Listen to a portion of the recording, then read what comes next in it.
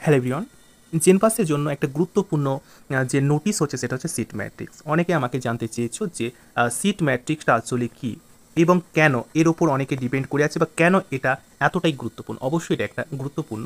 যখন তোমার কাউন্সেলিং শুরু হয়ে যাবে ঠিক তার আগে এই জায়গাটায় কারেন্ট ইভেন্ট রয়েছে, এই জায়গাটায় তোমার একটা নোটিশ পাবলিশ হবে এবং এখানে লেখা থাকবে সিট ম্যাট্রিক্স 2024 এরকম লেখা থাকবে। তখন এখানে ক্লিক করবে, আর ক্লিক করার পরে একটা পুরো পেজ তোমার সামনে ওপেন হয়ে যাবে এবং এই পেজে স্পষ্ট করে তোমার মেনশন করা থাকবে সেই কলেজটার নাম, সেই কলেজ মেনশন করা থাকবে এবং এখানে এসসি ক্যাটাগরি কটা সিট আছে, ওবিসিতে কটা সিট আছে, জেনারেলে কটা সিট আছে, এসসি এসটি সমস্ত ক্যাটাগরি ওয়াইজও তোমার সিট কিন্তু ডিভাইডেড করা থাকবে।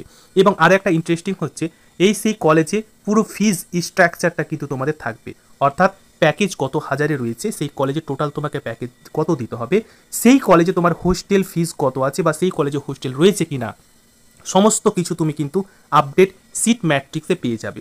তাহলে কাউন্সিলিংয়ের সময় যখন তোমার চয়েস ফিলিং করতে হবে, সেই চয়েস ফিলিংয়ে তোমাকে কিন্তু মার্ক করে নিতে হবে যে কোন কলেজকে তুমি প্রথমে রাখতে চাইছো বা কোন কলেজকে তুমি সেকেন্ডে রাখতে চাইছো। অবশ্যই তো সব দিক থেকে যারা ভালো মার্ক করেছো তারা তো ভালো ভালো কলেজগুলোকে অ্যাট ফার্স্ট অবশ্যই চুজ করে নেবে, ঠিক আছে?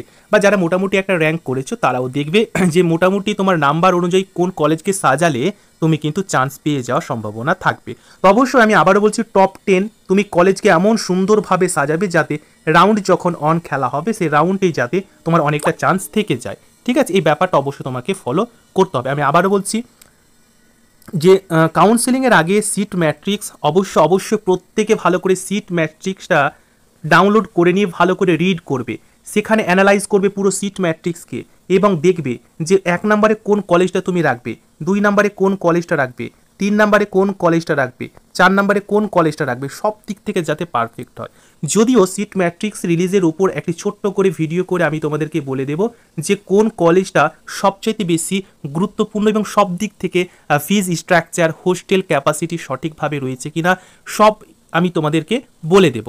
আমি আবারও বলছি, অনেকে আমার কাছে জানতে চেয়েছো সিট ম্যাট্রিক্সটা কি।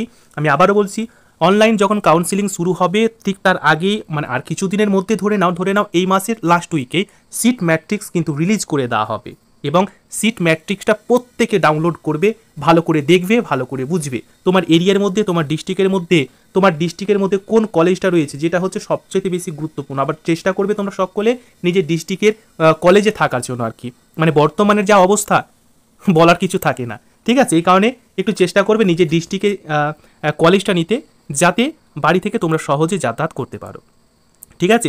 এবার সিট ম্যাট্রিক্স রিলেটেড আরও যদি তোমাদের কোনো কিছু জানার ইচ্ছে থাকে অবশ্যই কমেন্ট করো এবং কমেন্টে অবশ্যই আমি প্রত্যেকের কমেন্টের উত্তর কিন্তু ছোট্ট ভিডিওর মধ্যে দিয়ে দিই। এটাও তোমাদের অনেকের কমেন্ট ছিল যে সিট ম্যাট্রিক্স কী, কেন সেটা এতটা গুরুত্বপূর্ণ এবং কাউন্সিলিংয়ের আগে কি সিট ম্যাট্রিক্স অবশ্যই জেনে চয়েস ফিলিং করতে হবে। উত্তর হবে ইয়েস।